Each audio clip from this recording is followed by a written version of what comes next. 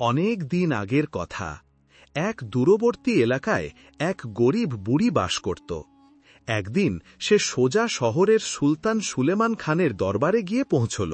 কেউই জানত না যে এই বুড়ি সত্যিই একজন সাধারণ মহিলা নাকি কোনো জাদু জানে। বুড়ি সুলতানের সামনে এসে বলল, হে আমার মালিক, আমি একজন সহায়হীন মহিলা। জীবিকা নির্বাহের জন্য আমি বালি দেখি এবং নক্ষত্রের গণনা করি, কিন্তু লোকেরা আমাকে জাদুকরী ও মিথ্যাবাদী বলে মারধর করে। যদিও আমি এই সব থেকে পবিত্র, আজ আমি আপনার আশ্রয়ে এসেছি, হয়তো আপনি আমার ফরিয়াদ শুনবেন। সুলতান সুলেমান খানের এটা শুনে দয়া হল এবং তিনি তৎক্ষণাৎ ঘোষণাকারীকে আদেশ দিলেন বাজারে ঘোষণা করতে যে কেউ এই বুড়িকে জ্বালাতন করবে তাকে কঠোর শাস্তি দেওয়া হবে। কিছুদিন পর সেই বুড়ি আবার দরবারে এলো এবং দারোয়ানকে বলল যে সে সুলতানের সাথে দেখা করতে চায়। যখন সে ভেতরে পৌঁছল, সুলতান জিজ্ঞেস করলেন, এখন কি প্রয়োজন? বুড়ি বলল, হে আমার সুলতান, আমি আপনার উপকারের বদলে একটি উপহার এনেছি। সুলতান হেসে বললেন, বাদশাহেদেরও কি উপহারের প্রয়োজন হয়? কিন্তু বুড়ি জিদ ধরে বলল, এই উপহার আপনাকে দুনিয়ার সবচেয়ে বুদ্ধিমান বাদশাহের মধ্যে একজন করে তুলবে। এই শুনে সুলতান অবাক হয়ে গেলেন। বুড়ি খেজুর পাতার তৈরি একটি ঝুড়ি সামনে রাখল, যাতে একটি খুব বড় মাছ ছিল। সে বলল, এটি নিজের হাতে রান্না করে খাবেন, অন্য কাউকে দেবেন না, নতুবা এর থেকে যে জ্ঞান ও প্রজ্ঞা পাওয়া যাবে তা অন্যদের মধ্যেও ভাগ হয়ে যাবে। সুলতান তার কথাকে ঠাট্টা মনে করলেন, কিন্তু প্রতিশ্রুতি দিলেন। বুড়ি যাওয়ার সময় আবার মনে করিয়ে দিল, নির্দেশ ভুলবেন না, নইলে ক্ষতিগ্রস্ত হবেন। সুলতান মাছটি দেখলেন এবং ভাবলেন, যদি এই বুড়ি সত্যি বলে থাকে। তারপর তিনি তার বিশেষ সেবক গুলাম দিনকে ডাকলেন এবং বললেন, এটি রান্না কর, কিন্তু সাবধান, যদি এর থেকে কিছু খাস তাহলে তোর মাথা কেটে ফেলব। গুলাম দিন অবাক হল, ভাবল, এই মাছ রান্না করার জন্য রাজকীয় বাবুর্চিকে কেন দেওয়া হলো না? কিন্তু আদেশ ছিল, তাই সে চুপচাপ কাজ করতে লাগল। যখন মাছটি পরিষ্কার করল, সে দেখল যে এটি সাধারণ মাছের থেকে একদম আলাদা। যখন তেলে ছাড়া হলো, তখন তার সুগন্ধ পুরো রান্নাঘরে ছড়িয়ে পড়ল। গুলাম দিন নিজেকে আটকাতে পারল না এবং একটি ছোট টুকরো ভেঙে চেখে দেখল। হঠাৎ তার কানে অদ্ভুত ফিসফিসানি শুরু হল। সে লক্ষ্য করে দেখল একটি বিড়াল মাছের পাশে বসে আছে এবং বলছে, বাহ, কি সুন্দর গন্ধ, সুযোগ পেলে আমিও এই মাছের স্বাদ চেখে দেখব। গুলাম দিন ঘাবড়ে গেল, ভাবল, এটা কি করে সম্ভব যে বিড়াল কথা বলছে? কিন্তু তারপর সে হাসল এবং বুঝতে পারল যে মাছটি সত্যিই অসাধারণ।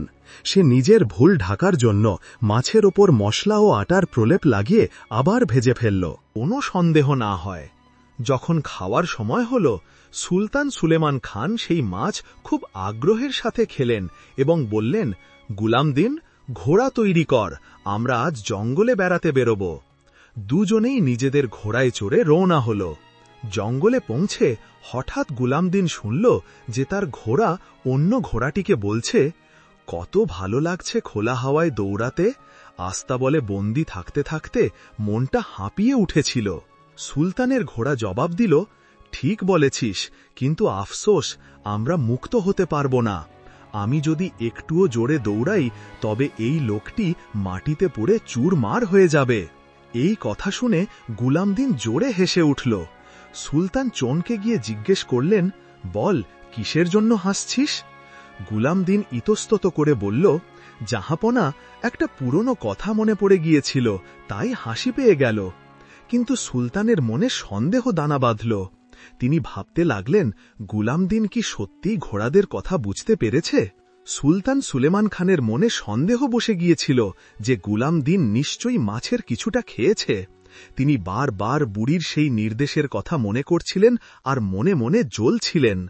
যখন দুজনে মহলে ঘিরে এলো, সুলতান গুলাম দিনকে আদেশ দিলেন, খাবারের ব্যবস্থা কর আর আমার কাছে দাঁড়িয়ে এই জলের পেয়ালা ধরে রাখ যতক্ষণ না আমার খাওয়া শেষ হয়। গুলাম দিন চুপচাপ আদেশ পালন করল। সেই সময় দুটো পাখি মহলের হলে ঢুকে পড়ল। তাদের মধ্যে একটার ঠোঁটে এক গুচ্ছ সোনালি চুল ছিল। সে অন্য পাখিকে বলল, এই দেখ, এটা সেই রাজকন্যার চুল যার চুল সোনার মতো।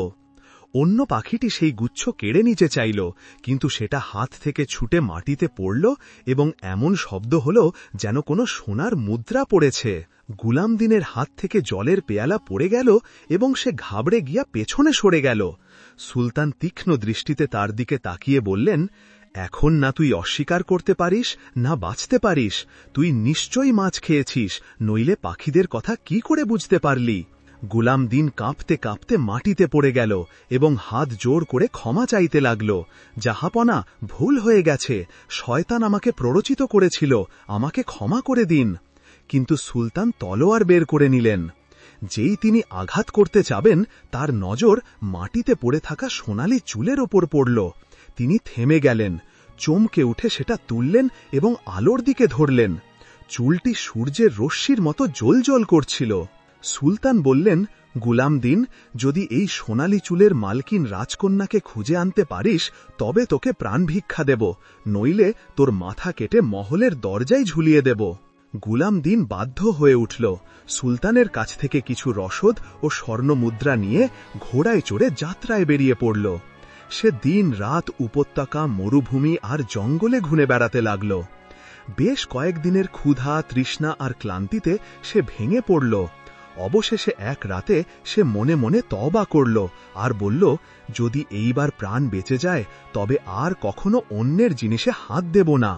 সেই সময় সে দেখল যে একটা গাছের নিচে আগুন জ্বলে উঠেছে। কাছে গিয়ে দেখল সেই আগুন পিঁপড়েদের একটা বড় ঢিবি পর্যন্ত পৌঁছে যাচ্ছে। হাজার হাজার পিঁপড়া তাদের বাচ্চাদের বাঁচানোর জন্য এদিক ওদিক ছুটছিল। গুলামদিন তৎক্ষণাৎ ঘোড়া থেকে নামল, ডালপালা সরাল এবং মাটি ফেলে আগুন নিভিয়ে দিল।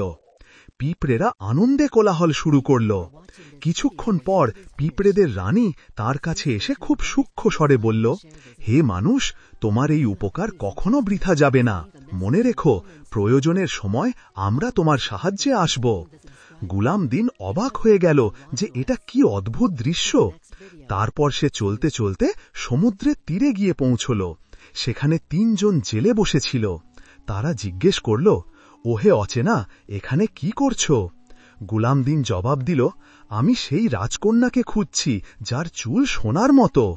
সেই জেলেরা একে অপরের দিকে তাকিয়ে হাসল আর বলল, হ্যাঁ, আমরা তোকে তার ঠিকানা বলছি, আমাদের নৌকায় এসে বস, আমরা তোকে তার কাছে পৌঁছে দেব। গুলামদিন খুশি মনে নৌকায় চড়ে বসল, কিন্তু নৌকাটি সমুদ্রের মাঝখানে পৌঁছতেই সেই জেলেরা তার ওপর ঝাঁপিয়ে পড়ল। তার কাছে থাকা সমস্ত অর্থ কেড়ে নিল এবং তাকে সমুদ্রে ফেলে দিল। গুলামদিন ডুবতে লাগল। সে মৃত্যুকে নিজের সামনে খাড়া দেখতে পেল। কিন্তু ঠিক সেই সময় একটা কাঠের তক্তা ভাসতে ভাসতে এলো, যেটা ধরে সে অনেক কষ্টে আবার তীরে পৌঁছল। ক্লান্ত হয়ে সে বালির ওপর বসে পড়ল আর কাঁদতে লাগল, ইয়া আল্লাহ, পাহাড়, জঙ্গল, নদী সব পার হলাম, কিন্তু রাজকন্যার খোঁজ পেলাম না। এখন কি করব, কোথায় যাব? সে যখন এই ভাবছিল তখনই হঠাৎ আকাশে 2টি বড় বাজ পাখি দেখা দিল।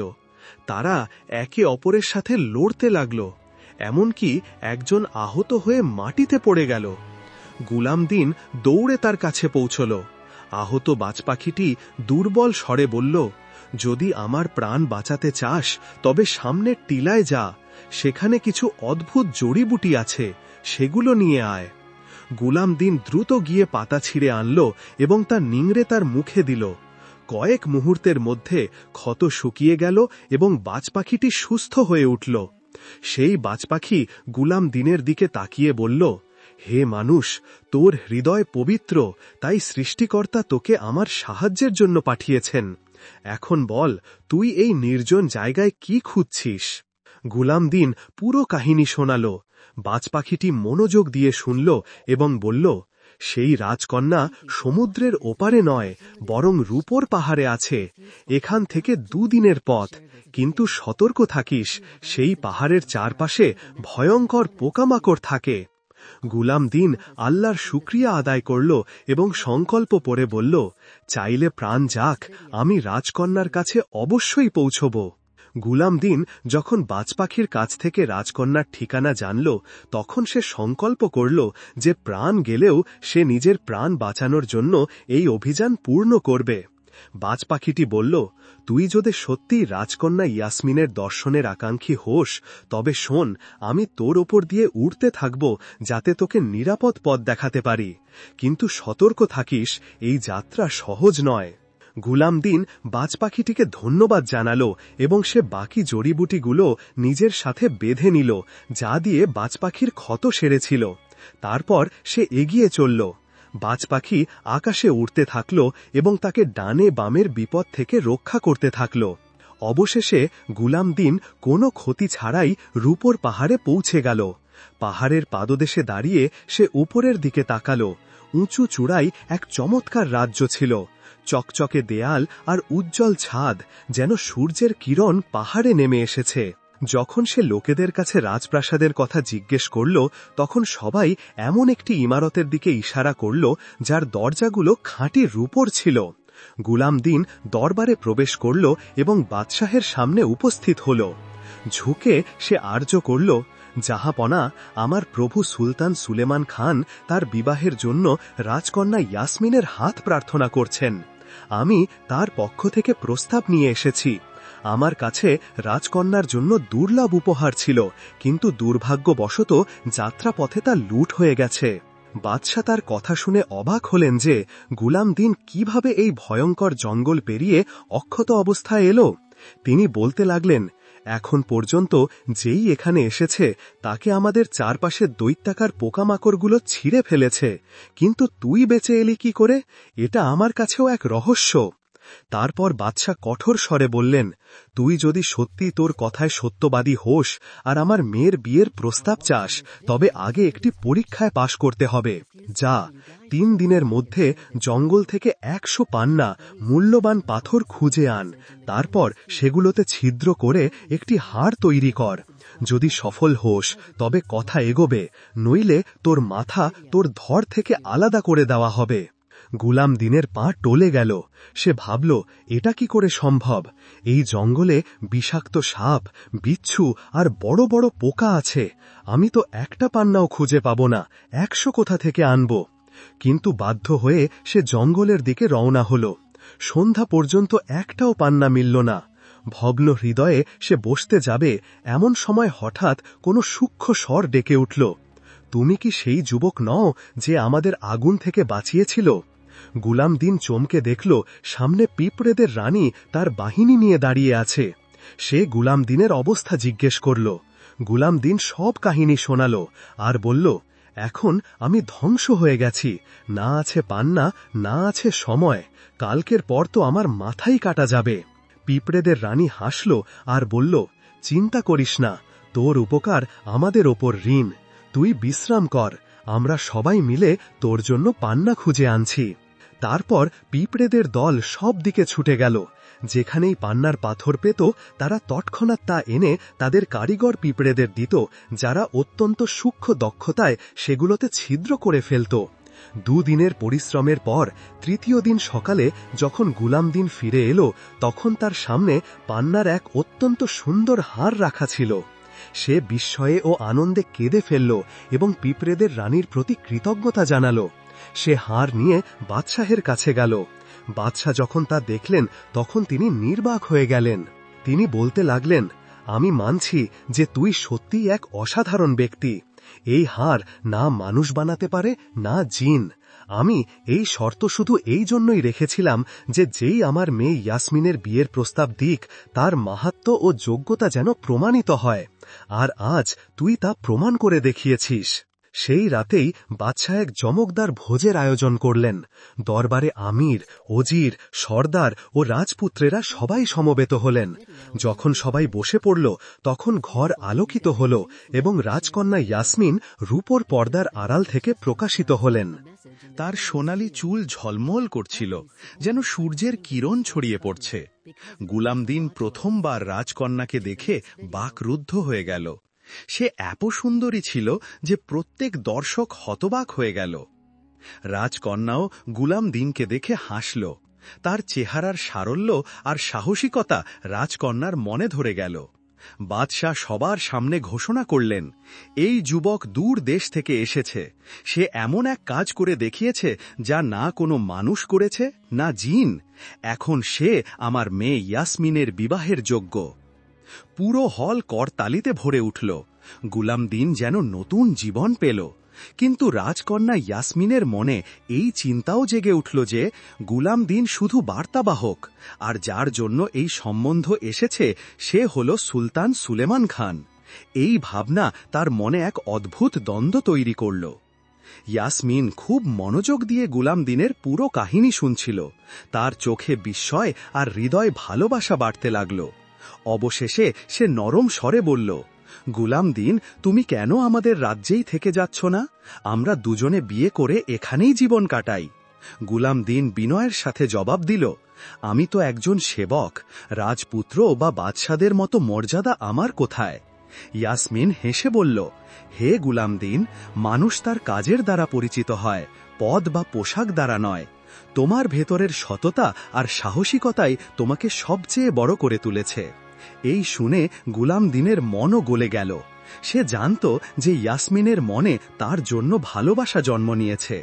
যখন কাফেলা রাজ্যের কাছাকাছি পৌঁছল, ইয়াসমিন ধীর স্বরে বলল, জেনে রেখো গুলামদিন, আমার হৃদয় শুধু তোমারই। যদিও ভাগ্য আমাকে অন্য কারো সাথে বেঁধে দেয়, আমার মন সব সময় তোমার নামেই থাকবে। পৌঁছে সুলতান রাজকন্যাকে দেখে তার সৌন্দর্যে মুগ্ধ হয়ে গেলেন। কিন্তু ইয়াসমিন তার হৃদয়ে এক বোঝা অনুভব করল, কারণ সুলতান ছিলেন মোটা তাজা এবং খাওয়া দাওয়ায় ডুবে থাকা এক ব্যক্তি। সে একাকিত্বে নিজের ঘরে গিয়ে কাঁদতে লাগল এবং খাওয়া দাওয়া বন্ধ করে দিল। ওদিকে সুলতান গুলামদিনকে আদেশ দিলেন, বাগানের কিছু মিষ্টি কমলা এনে দাও। কিন্তু তিনি গোপনে তার এক সিপাহীকে ইশারা করলেন যে গুলামদিনকে রাস্তাতেই খতম করে দাও। যখন গুলামদিন বাগানে প্রবেশ করল, সিপাহীটি হঠাৎ তার পিঠে খঞ্জর ঢুকিয়ে দিল। গুলামদিন চিৎকার করে মাটিতে পড়ে গেল। ইয়াসমিন মহলের বারান্দা থেকে এই দৃশ্য দেখে ভয়ে কেঁপে উঠল। সিপাহী সেখান থেকে পালিয়ে গেল। ইয়াসমিন দৌড়ে বাগানে পৌঁছল। নিজের কাছে রাখা জাদুকরি গাছের পাতার রস নিংড়ে গুলামদিনের ঠোঁটে দিল। আল্লাহর হুকুমে গুলামদিনের চোখ খুলে গেল এবং ক্ষত তৎক্ষণাৎ শুকিয়ে গেল। এখন তাকে আগের চেয়েও বেশি আকর্ষণীয় ও সম্ভ্রান্ত দেখাচ্ছিল। ইয়াসমিন বলল, এসো গুলামদিন, আমরা এই অত্যাচারী সুলতানের কবল থেকে পালিয়ে যাই, সে আমাদের ধরার আগেই। কিন্তু যেই তারা দরজা পর্যন্ত পৌঁছল, সুলতান তার বাহিনী নিয়ে সামনে এসে দাঁড়াল। সে রেগে গিয়ে বলল, এটা কি করে সম্ভব যে তুই বেঁচে আছিস? নিশ্চয়ই এই মেয়েটি জাদু করি। আমাকে এক্ষুনি সেই জড়িবুটি দে, যাতে আমিও যুবক ও সুন্দর হয়ে যাই। ইয়াসমিন বলল, আমি সব পাতার রস গুলামদিনকে খাইয়ে দিয়েছি, এখন আর কিছু বাকি নেই। সুলতান চিৎকার করে বলল, মিথ্যে বলছিস। আর সিপাহীদের আদেশ দিল, আমাকে আহত কর আর তারপরই ওষুধ খাইয়ে দে। অতএব এক সিপাহী সুলতানকে তলোয়ার মারল। কিন্তু যখন পাতা নিংড়ানো হল, তখন কিছুই বের হল না। সুলতান মাটিতে ছটপাট করতে থাকল এবং অবশেষে মারা গেল। এই দৃশ্য দেখে সিপাহীরা রেগে আগুন হয়ে গেল এবং গুলামদিনের ওপর হামলা করতে লাগল। এমন সময় মহলের এক সেবিকা দৌড়ে এসে চিৎকার করে বলল, থেমে যাও, ইনি তোমাদের নতুন সুলতান। গুলামদিন আসলে প্রাক্তন সুলতানের ছোট ছেলে। তার মা মহলের বাঁদী ছিলেন, তাই পুরনো সুলতান তার অস্তিত্ব সবার থেকে লুকিয়ে রেখেছিলেন। কিন্তু তার বাহুতে সেই একই চিহ্ন আছে যা আমাদের সুলতানের বাহুতে ছিল। এখন যেহেতু পুরনো সুলতান মারা গেছেন এবং কোনো উত্তরাধিকারী বেঁচে নেই, তাই গুলামদিনই তোমাদের আসল সুলতান। এই শুনে সব সিপাহী মাথা নত করল এবং এক স্বরে বলে উঠল, আমাদের সুলতান গুলামদিন জিন্দাবাদ। কিছুদিন পরেই গুলামদিনের সাথে ইয়াসমিনের বিবাহ হল। তাদের সম্পর্ক শুধু ভালোবাসার ওপরই নয়, বরং ন্যায় ও ইনসাফের ওপরও প্রতিষ্ঠিত হল। আল্লাহ গুলামদিনকে অনেক পুত্রকন্যা দান করলেন। তাদের বংশের পরিচয় হল সুন্দর চোখওয়ালা রাজপুত্র ও রাজকন্যারা। তাদের শাসনামলে প্রজারা সুখী হল, ন্যায় বিচার প্রতিষ্ঠিত হল এবং চারিদিকে শান্তি ও সমৃদ্ধি বিরাজ করতে লাগল। এভাবেই গুলামদিন ও রাজকন্যা ইয়াসমিনের কাহিনী সুখ ও সাফল্যের সাথে সম্পন্ন হল।